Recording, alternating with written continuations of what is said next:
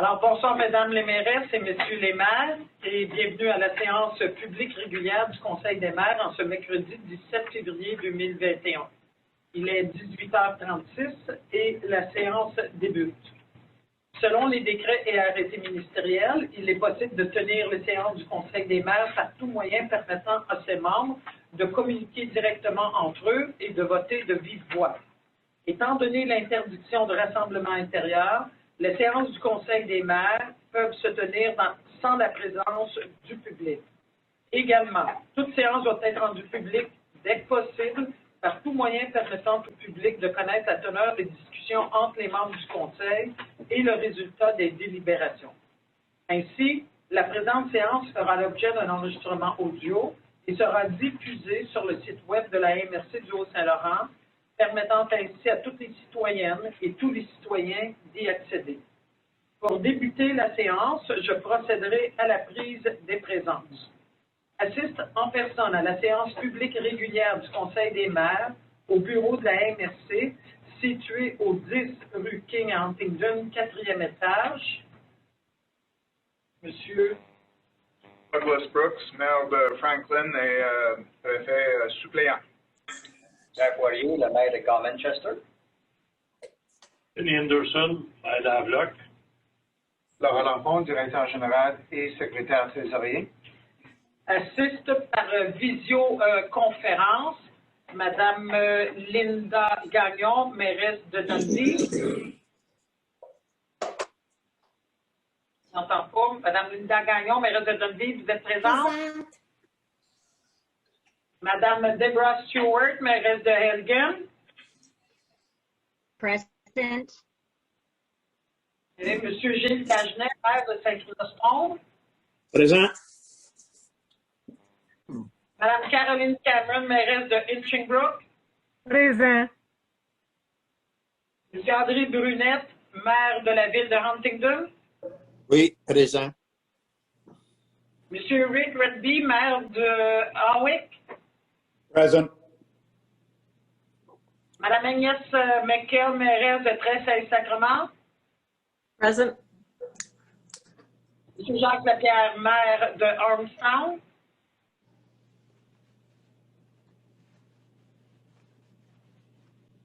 Bon marché. Monsieur Jacques Lapierre, maire de Armstrong. OK, Monsieur Jacques Lapierre, il dit présent, mais là, on n'entend pas. Oui, OK, merci, Monsieur Lapierre. Monsieur Gino Moretti, maire de Saint-Anicet. Présent. Okay. Assiste en personne à la séance publique en tant qu'invité. Chantal Isabelle, directrice générale adjointe des vestiaires. Okay. Et moi-même, Louise Brun, mairesse de Sainte-Barbe et préfète de la MRC du Haut-Saint-Laurent. Alors, à l'ordre du jour, au point 1, ouverture de la séance proposée par M. Poirier et appuyée par M. Brunette. Merci beaucoup. Au point 2, adoption de l'ordre du jour. Vous avez remarqué qu'au point 9.06, ce point-là est retiré. Pour le reste, c'est inchangé. Ça me prendrait un proposeur. Proposé par M. Denis Anderson, appuyé par M. Gino Moretti.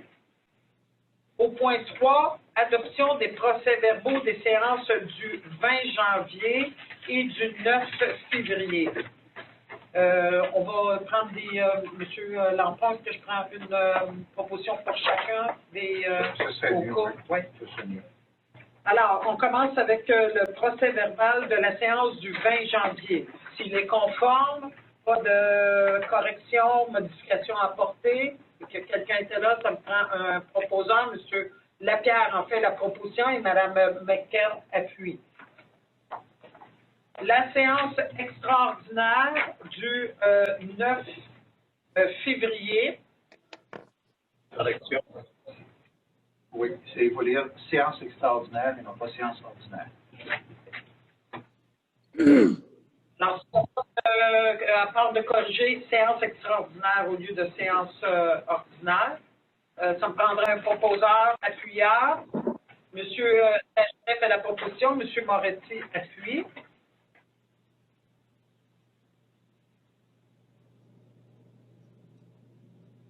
Et nous sommes rendus au point 4, période de questions générales de l'Assemblée. Compte tenu de l'absence du public, toute personne souhaitant soumettre une question doit le faire au plus tard le 16 février 2021 à 16h30 à dg@mrchsl.com. Monsieur Lanfranc, est-ce qu'on a des questions? En date de 16h30 hier, nous n'avons reçu aucune question. Bien, merci beaucoup. Point 5, présentation, il n'y en a aucune. Au point 6, aménagement du territoire. 6.01, avis de conformité. 6.01.1, avis sur le règlement 05-20 de la municipalité de Hawick qui dépose un règlement d'urbanisme qui vient changer le règlement de zonage. Ce règlement vise à autoriser la construction d'un garage municipal dans la zone PU-7 et de maisons unifamiliales contiguës dans la zone RA-13. Le règlement ne contrevient pas aux orientations du schéma d'aménagement et je recevrai une proposition pour M. Brooks fait la proposition et c'est appuyé par M. Moretti. 6.01.2, avis sur le règlement 2003-05-40 de la municipalité de Sainte-Barbe qui vient modifier le règlement de zonage. Ce règlement vise à agrandir la zone CA-2 à la même zone HA-2. Le règlement ne contrevient pas aux orientations du schéma. Alors, proposé par M. Anderson, appuyé par M. Lapierre. 6.02, je recevrai un avis de motion à l'effet qu'à une séance ultérieure, un règlement relatif à l'encadrement de la période des questions lors de la tenue des séances du Conseil sera soumis au Conseil de la MRC pour son adoption. Ça prendrait quelqu'un qui fait l'avis de motion. M. Gino Moretti. Le règlement était joint à l'avis. Au point 7, administration générale, en 7.01, la liste des comptes. 7.01.1, liste des paiements émis au 12 février 2021. Je peux peut-être laisser un petit 2-3 minutes pour regarder ça. Vous l'avez reçu cet après-midi.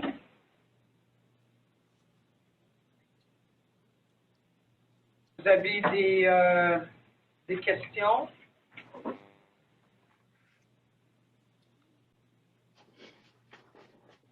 Non, alors ça me prendrait un proposeur, appuyeur, proposé par M. Poirier et appuyé par M. Dagenet. En 7.01.2, la liste des comptes recevables, 60 jours, 90 et 120 jours et plus. Il n'y avait absolument rien. Ça prend quand même une proposition? Non. En 7.01.3, le transfert du surplus, déficit accumulé provenant de projets fermés. Alors, les états financiers audités 2019, adoptés le 9 décembre 2020, démontrent que certains projets qui présentent un excédent ou un déficit accumulé depuis plus de 2 ans. On retrouve, par exemple, un recrutement des médecins. Ce compte-là est inactif depuis 2012, puis il y a un surplus de 2575 dans ce poste-là. Agent agroalimentaire inactif depuis 2017 présente un déficit de 3656. Plan d'intervention infrastructure routière locale inactif depuis 2017 et présente un déficit de 1333 $. Alors, comme il n'y a aucune activité qui est prévue dans le cadre des projets pour l'année 2021, on nous suggère de transférer ces déficits, ces excédents au volet administration générale. Alors, est-ce que vous avez des questions par rapport à cette proposition-là? Madame Cameron, avez-vous une question? Non, je propose. OK. Alors, il est proposé par Mme Carolyn Cameron, appuyé de M. Rick Redby de transférer les montants d'excédent déficit accumulés dans les projets qu'on vient de nommer au volet administration générale. Et de tenir compte de Madame la préfète, petite question, je m'excuse, je suis en retard. Oui. Le poste 7011, dans les paiements émis, j'avais une petite question à savoir quels étaient les Industriel Alliance, c'est peut-être moi qui avait de la difficulté à suivre, là, mais Industriel Alliance, j'ai un montant de 91 000 et un de 77 000 à payer. C'était pourquoi ça? Vous comprendrez, M. Lapierre, que c'est un sujet fragile. C'était par rapport à des ententes hors cours. OK.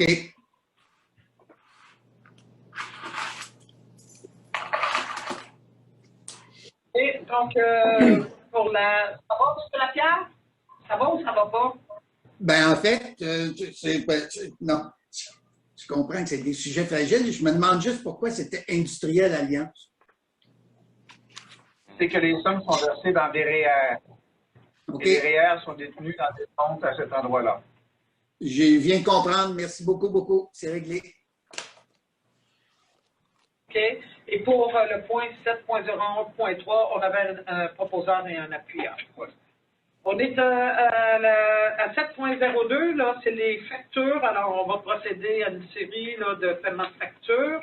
On commence avec 7.02.1, paiement de facture à la coopérative d'information municipale pour le mois de janvier 2021 au montant de 48 239,29, taxes incluses. Vous savez que c'est pour la tenue à jour des rôles d'évaluation, le maintien d'inventaire, l'équilibre et la matrice graphique. Alors, c'est proposé par M. Anderson et appuyé par M. Dagenet. 7.02.2, paiement de facture sur les routes du Saint-Laurent. Excusez, Mme Lebrun, est-ce que tous les problèmes sont réglés avec tout ça? Ben, les problèmes ont été certainement atténués. Comme vous le savez, les gens de la SQM sont venus ici, nous ont rencontrés. Ils ont rencontré aussi les directeurs généraux et des personnes dans vos municipalités locales qui sont responsables de la taxation. Il y a eu d'autres échanges par la suite, alors je pense que ça va bien. OK. Merci. Vraiment, dans vos municipalités locales, vous pouvez le vérifier, là. Oui. À 7.02.2, paiement de facture sur les routes du Saint-Laurent pour le transport adapté et collectif pour le mois de janvier 2021 au montant de 4 927,16. Ça trait à la répartition et à 4 325,91 pour le transport adapté en mois de janvier 2021. Ça, j'ai une question par rapport à ça. Ça, on a signé pour une période. Oui. Avec sur les routes du Saint-Laurent, je vous rappellerai que le mandat est de 3 mois. Là. La répartition comprend à la fois la répartition pour le taxibus et le transport adapté. Le taxibus nous est facturé directement ici par Taxi Hometown et Taxi Huntington. Mais le transport adapté est encore facturé sur les routes du Saint-Laurent. Donc, nous, on rembourse sur les routes du Saint-Laurent pour le transport adapté. Ça répond à ma question. Et bientôt, il va y avoir un autre appel d'offres pour la partie ouest du territoire. On s'en vient là-dessus. Très bien. Alors, proposeur, Pourquoi est-ce qu'on a deux factures? Parce qu'il y a une facture qui est les frais de répartition, donc les charges que sur les routes du Saint-Laurent nous facturent pour le service rendu. Et l'autre facture, c'est en fait une facture que sur les routes du Saint-Laurent a payé à Taxi Hometown pour les transports adaptés. Sur les routes du Saint-Laurent, paye Taxi Hometown et nous remboursons sur les routes du Saint-Laurent pour le transport adapté. C'est marqué dans C'est beau? donc un pour le dispatch, Mme Cameron, puis l'autre pour aller reconduire les gens. M. Anderson en fait la proposition. J'ai un appuyeur, M. Lapierre. C'est une question? Oui. Bon, oui, la question est, on a des annexes qui suivent la facturation. Et il y a quelque chose qui me chicote, c'est le fait de dire que il y a des tarifs usagers qui sont à zéro. Comment ça se peut dans notre nouveau scénario, là, à part du transport adapté, ça je le conçois, mais il n'est pas supposé avoir de facture. Mais pour les taxis du Haut-Saint-Laurent, c'est-à-dire pour les taxis Huntington ou Ormstown, comment ça se fait qu'il y a des tarifs usagers à zéro? Monsieur Lapierre, je vais aller vérifier. Je ne peux pas répondre à la question, là. On va s'informer. Parfait. Ça également, là, puis on va revenir. Excellent. Est-ce que j'ai un appuyeur? Monsieur Lapierre? Oui. Appuyeur, Lapierre. En 7.02.3, paiement de facture, taxi Armstrong, relativement au contrat de transport adapté et collectif sur demande pour le mois de janvier 2021, au montant de 2806,23, taxes incluses. Des questions?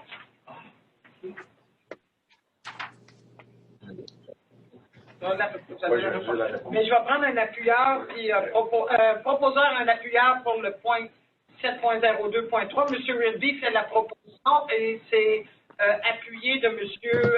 Brunet.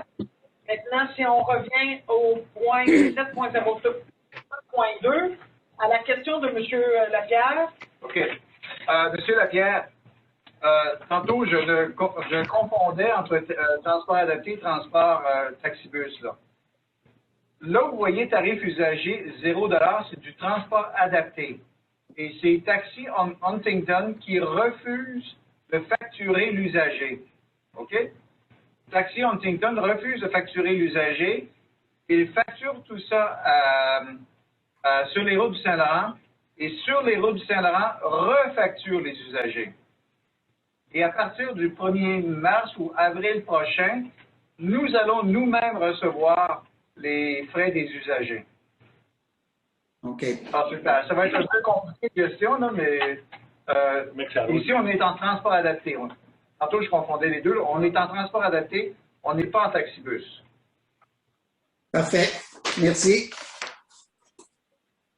7.02.4, paiement de facture PG Solutions Incorporées pour le logiciel concernant l'hébergement de la Cour municipale pour le mois de février 2021 au montant de 1641,17, taxes incluses. Proposé par M. Moretti, appuyé par Mme Merkel.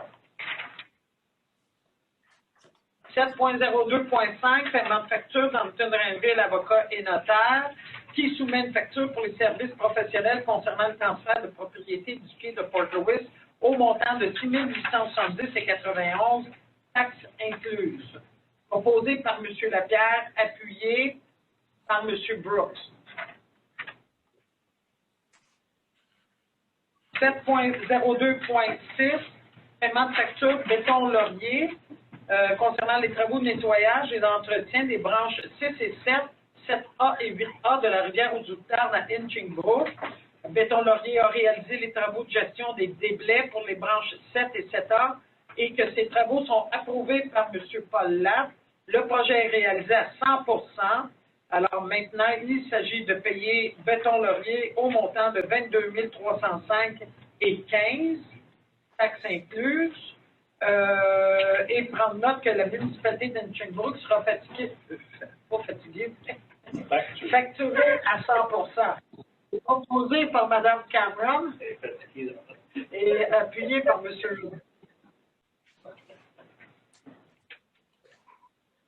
7.02.7, Béton Laurier encore, un paiement de facture pour des travaux d'entretien des branches 15 et 16 de la rivière Branche-Ouest, de la rivière Laguerre à Saint-Anicette.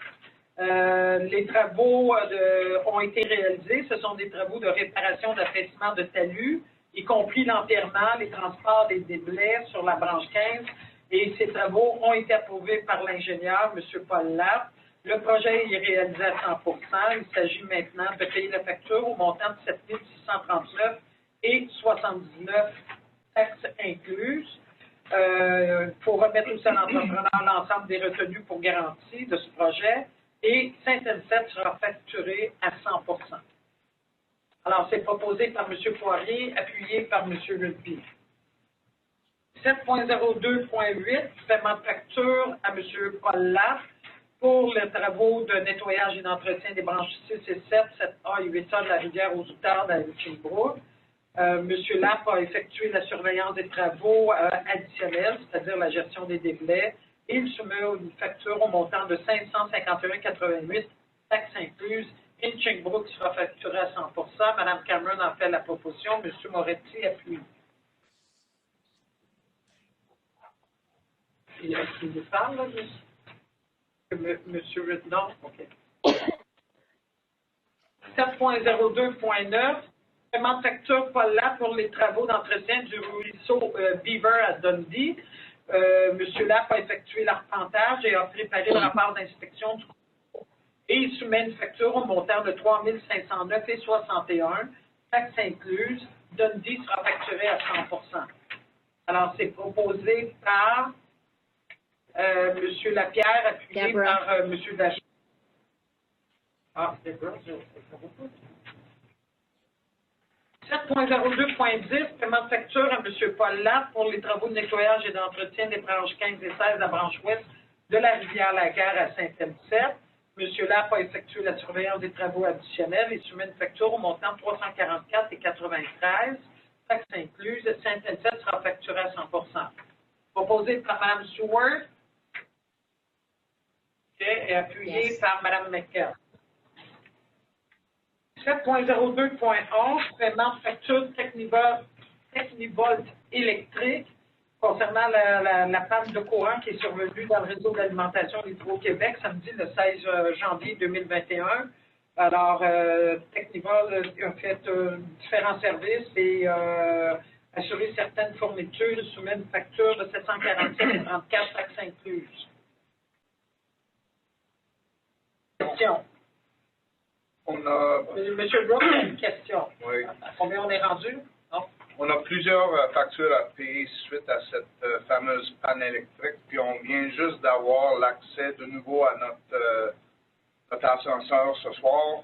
On a des rampes qu'on a installées, qu'on a mis en place pour se dépanner. On a beaucoup de frais associés à cette panne électrique. Est-ce qu'on a l'intention de faire des démarches auprès de Hydro-Québec? Parce que ça se fait.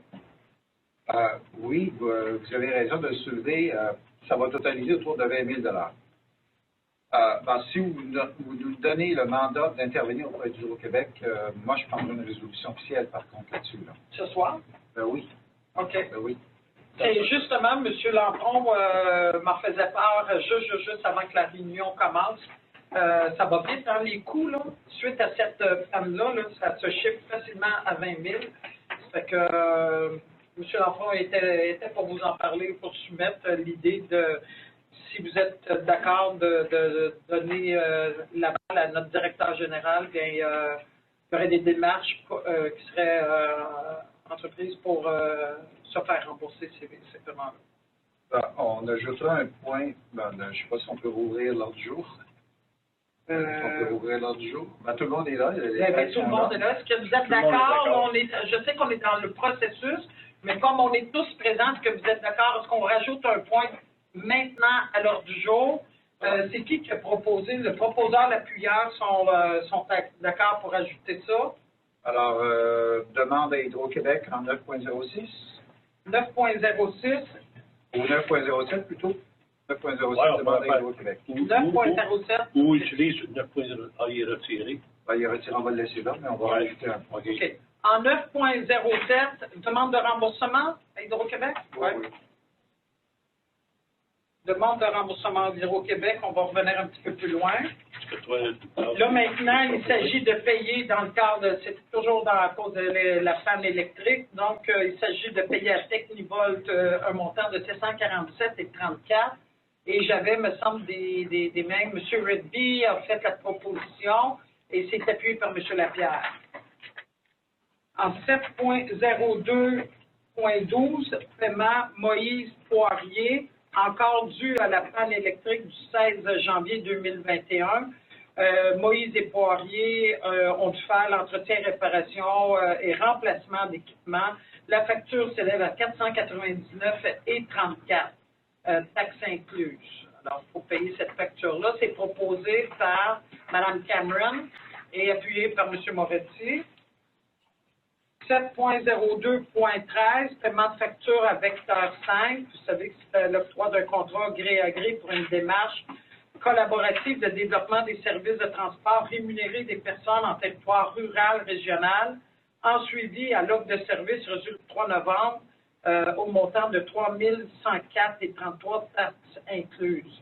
Il y a 4 MRC qui participent à cette étude-là, la MRC du Haut-Saint-Laurent, Lillet, Maria Chapdelaine et Memphis Magog, qui participent à la démarche. Et là, Vecteur 5 nous soumet sa facture au montant de 3 104,33 taxes incluses.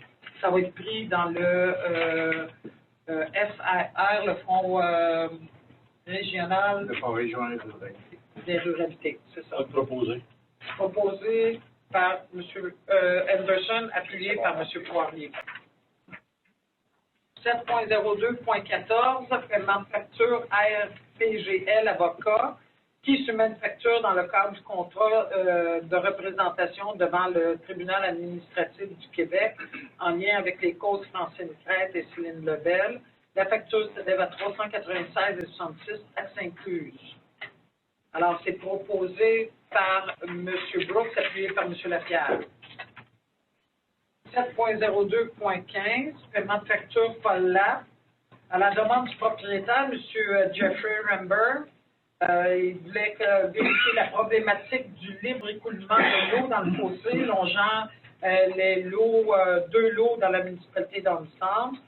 Le fossé est situé entre les lots de M. Ramber, le parc régional linéaire de la MRC du Haut-Saint-Laurent.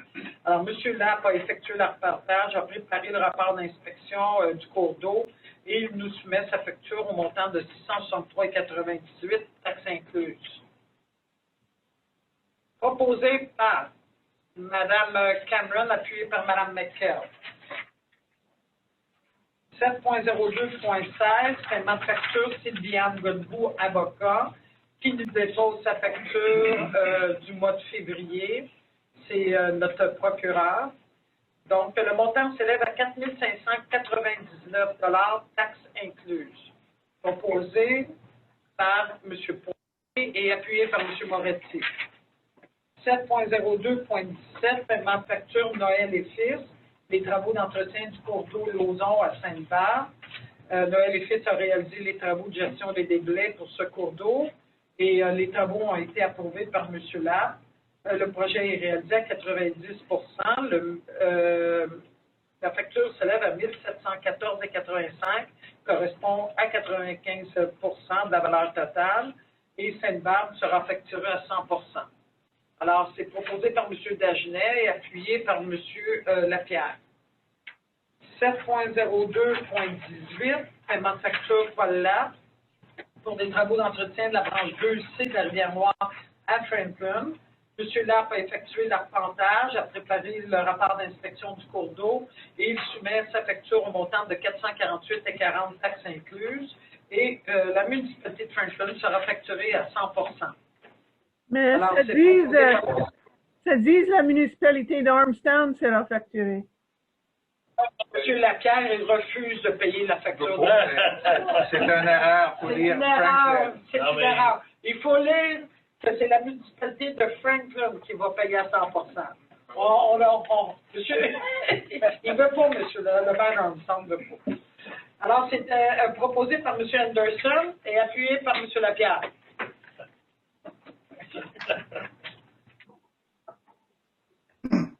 7.02.19, paiement de facture sur soudure Tremblay, modification de 2 véhicules utilitaires tout-terrain.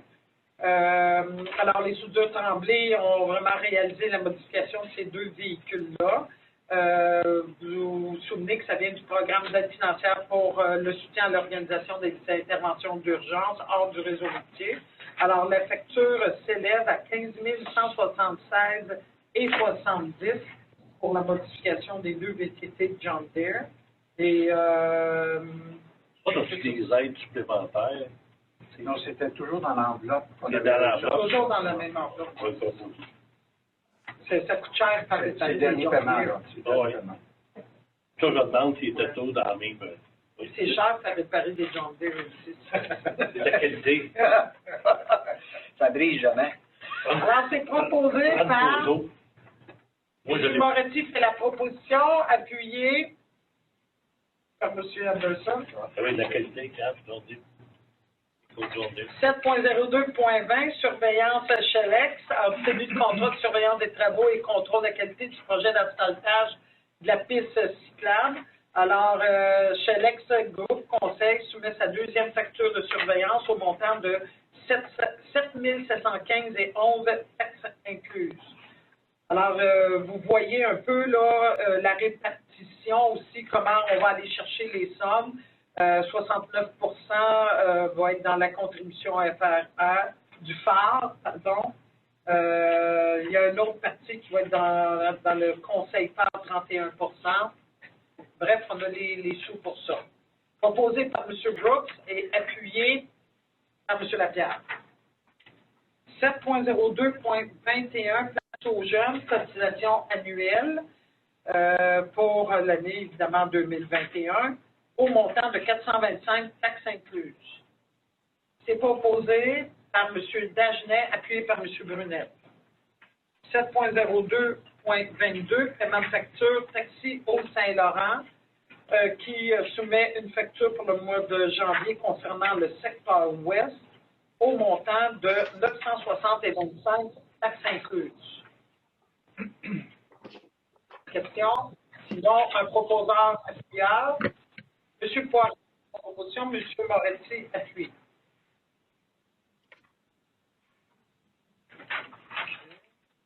Nous sommes rendus à 7.03 contrat.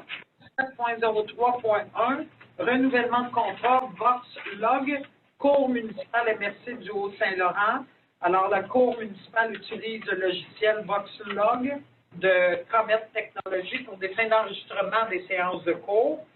Alors, on doit payer un contrat annuel de maintenance afin d'assurer la mise à jour des applications du système. Et là, il faudrait renouveler le contrat annuel du logiciel du 1er janvier au 31 décembre 2021 au coût de 586,37 taxes incluses. Proposé par Mme Stewart.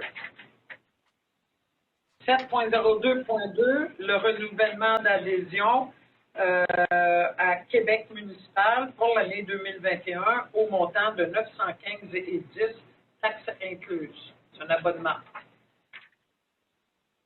M. Moretti fait la proposition, c'est appuyé par M. Dagenet. Au point 8, ressources humaines. 8.01, autorisation de formation en urbanisme. Alors, la Combec offre une formation sur le lotissement et la gestion des droits acquis. C'est sûr qu'il y a beaucoup de questions qui sont posées concernant ce sujet-là. Alors, il s'agit d'autoriser la participation du conseiller en aménagement et urbanisme à la formation, les ministères du lotissement et des droits acquis au coût de 455 taxes en surplus. Ça, c'est pour qui, là? Ça va être avec ça. Ouais. Proposé par M. Lapierre, appuyé par M. Moretti. 8.02, renouvellement d'adhésion, Association des aménagistes régionaux, d'autoriser le renouvellement de l'adhésion de M. Alexandre Asco à son association au montant de 539,23 taxes incluses. M. Renby fait la proposition et c'est appuyé par M. Dagenet. Au point 9, développement économique, social et culturel. En 9.01, c'est la Convention d'aide financière accès entreprise Québec. Alors, ce réseau vise à assurer que les entreprises aient accès à des services d'accompagnement et d'investissement comparables d'une région à l'autre dans le respect des spécificités régionales. La MRC du Haut-Saint-Laurent, on a obtenu quand même un financement pour l'embauche d'au moins 2 personnes à temps plein. Il s'agit ici de proposer que le Conseil des maires adopte la convention d'aide financière entre le ministre de l'Économie et de l'Innovation, la ministre déléguée au développement économique régional et nous, la MRC, qui confirme notre adhésion au réseau Accès Entreprises Québec, qui prévoit l'octroi d'un financement pour l'embauche de 2 personnes à temps plein en développement économique et d'autoriser le préfet de la MRC à signer pour et au nom de la MRC la convention d'aide financière. Est-ce que vous avez des questions? Peut-être des commentaires, M. Lafont? Peut-être juste l'adopter, puis après ça. OK. Alors, un proposant, M. Anderson, fait la proposition et s'est appuyé par M. Lapierre. Alors, en fait, la Convention dit le recrutement de 2 personnes, mais c'est beaucoup plus que ça. Oui. Elle parle, entre autres, d'un comité aviseur. Rappelez-vous, il y a quelques semaines, je vous avais proposé une démarche concernant le fil, la corporation du fil, Accès Entreprises Québec, et ainsi de suite. Le moment est venu de peut-être d'entreprendre cette démarche-là. Il prévoit, je le disais tantôt, la mise sur pied d'un comité aviseur comprenant représentants du Conseil ici, mais aussi de gens d'affaires et d'autres milieux, et aussi tout un encadrement là, que le ministère de l'Économie et de l'Innovation offrira dans le contexte de cette entente-là. Bien sûr, il y aura une importante reddition de comptes à faire. Il faut se dire que la Convention est très contraignante quant aux capacités de débourser ce 200 000 $-là. C'est vraiment pour les ressources et pour les frais de fonctionnement de ces ressources. Mais pas pour d'autres choses. Alors, je tenais à le souligner, là, c'est très, très clair. Et contraignant. Faites bien, M. Lampron, de le souligner parce qu'il faut se rappeler, c'est pour la première fois qu'on voit ça, là, mais il faut se rappeler que chaque MRC, dont la MRC du Haut-Saint-Laurent, bénéficie d'une subvention maximale de 900 000 $ pour les exercices financiers de 2020, 2021 à 2024, 2025. C'est quand même beaucoup. C'est tout ça qu'on va avoir 200 000.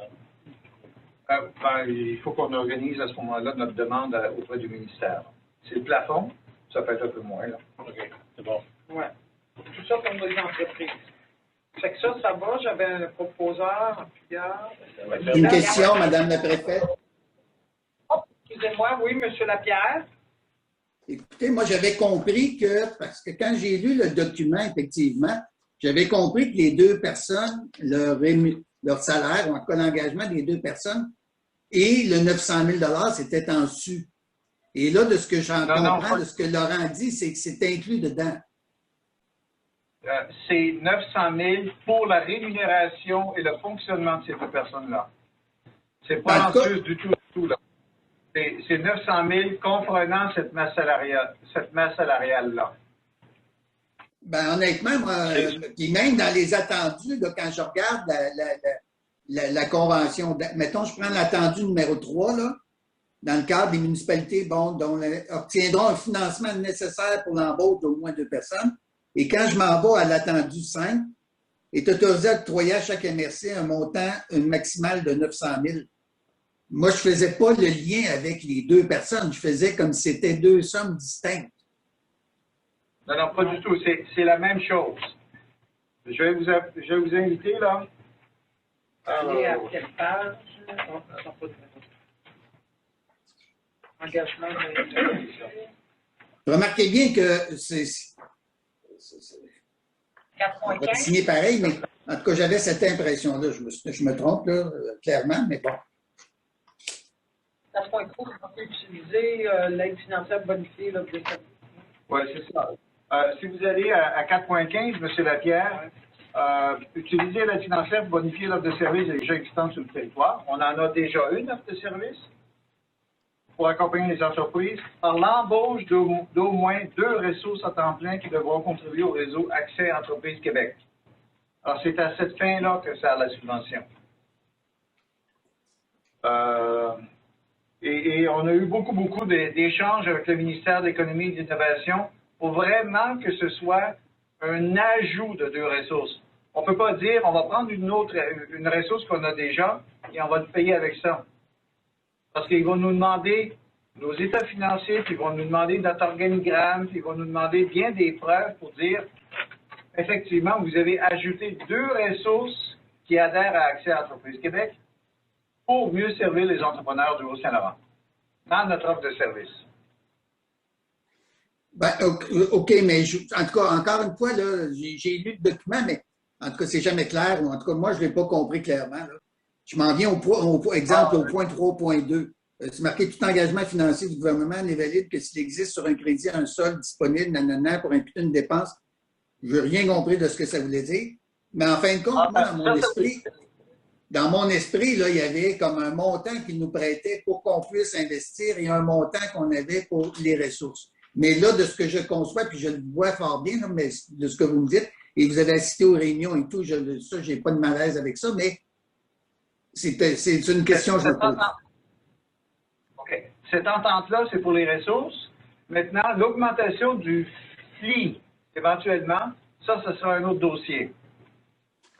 OK. Si on se conforme. Oui, je pense conforme, oui. Oui, parce que là, le travail ne fait que commencer. Là. Ah oui, mais si on suit les règles, c'est ça. Il n'y a pas de trouble. Et les règles sont contraignantes beaucoup, comme disait M. Lampron, et ça ne sera pas une sinécure que d'avoir ce comité-là. Là. Non, puis je peux vous dire par expérience, ça fait quand même une vingtaine d'années que j'ai des ententes avec le ministère de l'Économie et de l'Innovation, puis parmi les ministères, c'est peut-être le plus exigeant. Fort malheureux. Au niveau de la reddition de compte. Fort malheureusement. Ah ben, on peut dire l'expérience. Madame la préfète, juste pour aider mon collègue, c'est l'annexe A. Il en donne un peu plus dans la modalité dans l'embauchement et les dépenses à faire et différents écrits qu'est-ce qui est dans le document. Oui, ça, je suis d'accord, là, Marco. Comme je dis, l'interprétation était mauvaise.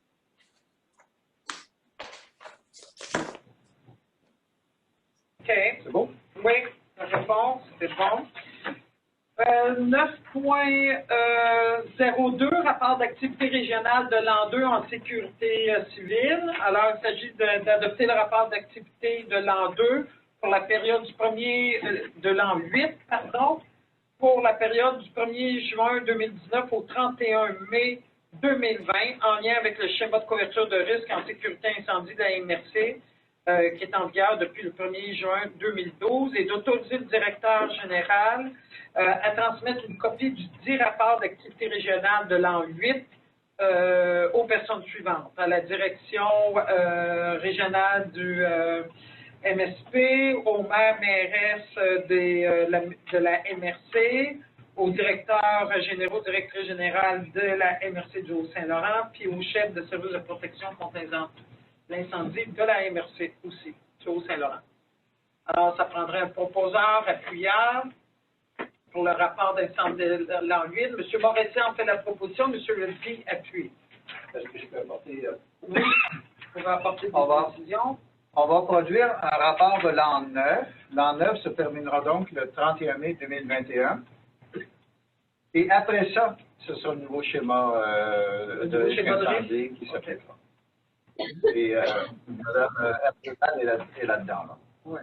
En déposant le rapport le 31 mai, le rapport de l'an 9, on va avoir récupéré tout le retard qu'on avait là. Oui, c'est ça. Là, on va être vraiment à jour. Ouais. On a repris le retard. Ouais. Okay. Parce qu'on avait eu une lettre du MSP qui n'était pas... D'ailleurs, ils vont nous répondre. Parce que ils ont eu l'an 6, 7, 8. Et là, ils vont nous répondre. Là, à partir de là. Parce que la dernière correspondance... Tu dis que c'est au mois de mai? Ah, ben l'an 9, ça va bien probablement en juin, juillet. En fait, je vais dire ça. En 9.03, attribution de mandat à la MRC du Haut-Saint-Laurent, élaboration d'une stratégie de gestion et de traitement des matières organiques. Alors, vous savez que le ministère de l'Environnement, le 3 juillet, il a déposé sa stratégie de valorisation qui consiste à la gestion des matières organiques. Il faut que ce soit à 100% instauré sur le territoire d'ici 2025, puis la valorisation de 110% des matières organiques en 2030. Il y a 13 municipalités, mais là, peut-être qu'on pourrait corriger ça. Là, non, il y a 7 de 13. Oui, excusez-moi. il y a 7 municipalités sur 13 à la MRC du Haut-Saint-Laurent qui ont adopté une résolution, mais dans la correspondance, on a très Saint-Sacrement. Il aurait pas mieux de modifier notre... dans la correspondance, on a la municipalité de Saint-Sacrement qui a passé une résolution le 1er février. Ah, alors, on va l'ajouter. Oui, on devrait la... Donc, c'est le 1, 2, 3. Le troisième attendu, il faut lire, attendu que 8 des 13 municipalités locales, et là on fait l'énumération, a adopté une résolution visant à mandater la MRC du Haut-Saint-Laurent sur le dossier de la gestion et du traitement des matières organiques. On va se rappeler aussi la rencontre du caucus des maires le 13 janvier, alors qu'il a été convenu de procéder à un portrait de municipalité et de déposer un plan détaillé auprès des membres du Conseil des maires lors d'une prochaine rencontre. Et que aussi, lors de la rencontre du 13 janvier, vous vous rappelez qu'on avait assisté à une rencontre avec la MRC Beauharnois-Salaberry et la Régie intermunicipale de valorisation des matières organiques, communément appelée le RIVMO, d'un projet de complexe de traitement des matières organiques à Salaberry de Valleyfield. Ils attendent notre retour. Alors, ce soir, on proposerait de mandater le directeur général à procéder à la réalisation d'un portrait des 13 municipalités locales du territoire de la MRC du Haut-Saint-Laurent, à évaluer des scénarios potentiels concernant la gestion et le traitement des matières organiques et à accompagner les municipalités dans la planification et l'implantation d'un programme de gestion et de traitement des matières organiques, sous la supervision du directeur général, aussi de confier à la coordonnatrice à la gestion des matières résiduelles le plan, la réalisation du plan d'action 2021-2023 en conformité aux documents joints en annexe de la présente résolution, comprenant les objectifs, les actions, les résultats attendus, les mesures et l'échéancier prévisionnel pour réaliser le mandat portant sur la gestion et le traitement des matières organiques. Alors, c'est proposé par M. Brooks, appuyé par M. Anderson. Question? C'est ça qu'on avait comme un peu aligné, Émilie, de développer, c'est bien ça? Oui. Oui. Ça répond à ma question. M. Lapierre? Oui, juste pour vous mentionner que ça pas, on n'est pas là-dedans, on ne nous a pas envoyé, mais qu'on embarque, c'est sûr, dans le sens où on va participer très activement à ce programme-là. Possiblement, est-ce que ce serait bon que je vous envoie quand même une résolution de la municipalité pour le prochain conseil ou si ça, de toute façon, ça couvre les 13? Donc, je pense que ce serait bon de recevoir une résolution de chacune des municipalités, là. Parfait. Toutes les 13. Ça vient comme ouais. Donc, dans le fond, le présentement, il y en a 8. Si en distance, vous envoyez votre, ça fait 9. Et... Ça, on va l'envoyer aujourd'hui. OK. C'est sûr que si c'est... moi, je pensais qu'on était en développement, pour un mot ou deux, puis là, qu'on va embrayer à savoir qu'est-ce qu'on veut. Mais ça va être plus long aussi. C'est un projet qui va s'étendre sur quelques années. Quelques années, c'est ça. On va l'envoyer. Bon. En 9.04, Fonds de développement des territoires, le rapport annuel d'activité 2019-2020. Alors, conformément aux articles 20, 21 et 22 de l'entente relative au Fonds du développement des territoires et aussi de l'entente relative au FRR, le Conseil des maires adopte un rapport annuel 2019-2020 du Fonds de développement du territoire. Le rapport d'activité va être déposé sur le site Internet de la MRC et transmis à la direction régionale de la Montérégie du Manache. Il s'agit aussi de mandater la technicienne en comptabilité pour procéder à la saisie des données nécessaires aux fins d'évaluation de programmes prévus à ces ententes au formulaire électrique que le MAMACH met à la disposition de la MRC et de mandater le directeur général de transmettre une copie de cette résolution à la direction régionale de la Montérégie du ministère des Affaires municipales et de l'Habitation. Alors, c'est proposé... Avec une petite correction, une petite erreur de frappe dans le document. OK. Je fais la proposition. M. Brooks en fait la proposition, puis... Page 8. Country Wood, c'est juste une erreur Ouais, C'est dans notre suite. C'est où? Ah, Oui. Merci. C'est bon. Est-ce que j'ai un appuyard? Oui. Monsieur Anderson? Parfait. Et on comprendra qu'on vient d'adopter le dernier rapport du Fonds de développement des territoires. Il y en a Ah plus. oui? C'est le dernier, ça. Dorénavant, on ne va que parler que du Fonds des régions de la ruralité. Ben, ce fonds-là Qui on va le En 9.05, le programme d'aide d'urgence, ça, vous avez eu la documentation après-midi.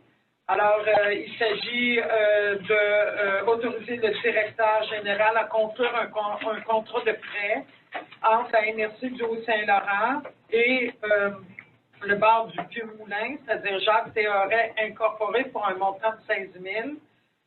Aux mêmes conditions que tous les autres ont eu concernant ce programme d'aide d'urgence, c'est-à-dire un taux d'intérêt de 3 un moratoire de 3 mois sur le capital et les intérêts, et un moratoire additionnel de 3 mois sur le capital, puis une période de remboursement de 36 mois après le moratoire de 6 mois sur le capital, pour un montant net en capital de 4 045 après la portion du pardon. Alors, c'est proposé par M. Lapierre et c'est appuyé par M. Moretti. J'aurais une question, s'il vous plaît, Madame la préfète, M. Lampron. Quand on parle de rapport, là, parce c'est pas le premier, là, il y en a déjà qui ont presque 2 ou 3 mois de fait. Est-ce que ça va être reporté de 3 mois à 3 mois compte tenu de ce qui se passe au niveau de la situation de la COVID et du confinement? Non, la période de moratoire, si l'entrepreneur ne la demande pas de la reporter, elle va s'appliquer. C'est-à-dire que si le moratoire est de 3 mois ou de 6 mois selon le prêt, là, après, au 4e mois ou au 7e mois, le remboursement va commencer. Mais c'est sûr qu'avec le pardon, c'était extrêmement intéressant. Vous voyez ici là, tout ce qui est effacé comme dette. C'est extrêmement intéressant pour le restaurateur ou l'entrepreneur. Là. Oui, oui. Non, mais moi, ce que je voulais surtout savoir à ce moment-ci, c'était juste de dire, parce que là, le confinement se perpétue et ça se peut que dans 2 mois, dans 3 mois... On a déjà reçu une demande d'une entreprise dont je vais taire le nom maintenant, là. Okay. Pour un 2e prêt. Parce que, en principe, elles ont droit jusqu'à 3 possibilités. Et il y a un cas qui se présente là, pour un 2e prêt de jusqu'à 50 000 $, avec le pardon, qui pourrait s'appliquer. Ça sera à l'ordre du jour de la prochaine rencontre éventuellement. Si on doit. Oui, on doit. Merci, M. Lampron. La seule chose qui est un peu contraignante, c'est que toute entreprise qui n'avait pas déposé sa demande avant le 10 février, donc qui dépose sa demande après le 10 février, on ne peut pas retourner rétroactivement au mois de septembre-octobre dernier. Là. Ça va... le ministre a jugé que si l'entreprise a attendu au 11 février pour demander rétroactivement au mois d'octobre, ben là, elle a pris la décision de ne pas faire de demande sur les 3 mois de 2020. Donc, ça va s'appliquer à partir du mois de janvier 2021. Et aujourd'hui, on a eu un cas comme ça. Mais qu'il n'y aura pas juste Trump va faire des pardons. OK. Alors, au point 10, demande d'appui, il n'y en avait aucune. Un instant, 9.07 au Québec. Oh, pardon, c'est vrai, je le vois bien. J'ai besoin d'un pot. 9.07, la demande de remboursement d'Hydro-Québec. Alors, ça prendra un proposeur appuyeur proposé par M. Brooks, appuyé par M. Poirier, de mandater le directeur général à entreprendre des démarches pour obtenir le remboursement complet de nos dépenses auprès de Hydro-Québec. On va développer une résolution. OK. Point 10, rien à signaler. Au point 11, vous avez une série de correspondances. Alors, vous avez la MRC Jardin de Napierville qui procède à la nomination des délégués des cours d'eau. Notre correspondance du ministre des Transports, M. Bonardel, qui confirme, qui accuse réception de notre règlement sur l'organisation du transport collectif sur notre territoire. Après ça, vous avez une correspondance du directeur général du syndicat des producteurs forestiers du Sud du Québec qui dit que quand il va y avoir des consultations ou un comité qui va être formé pour réfléchir sur les enjeux et la priorisation, alors lui, comme directeur général, est très intéressé à faire partie de ces rencontres-là, de même que son président, M. Roy. Vous avez une correspondance de la municipalité de Saint-Elisabeth concernant son opposition au dossier du quai de Port-Louis. Une autre correspondance de Très-Saint-Sacrement, on en a parlé tantôt, qui ont passé une résolution pour donner le mandat d'évaluer des scénarios concernant le programme de gestion de la matière organique. Et enfin, une correspondance de la municipalité de Manchester en lien avec le quai de Port-Louis manifeste son désaccord. Au point 12, Varia, il n'y avait rien à signaler en Varia. Et au point 13, clôture de la rencontre 19h32 par proposeur, Mme Meckel, et appuyée par M. Lapierre. Merci beaucoup.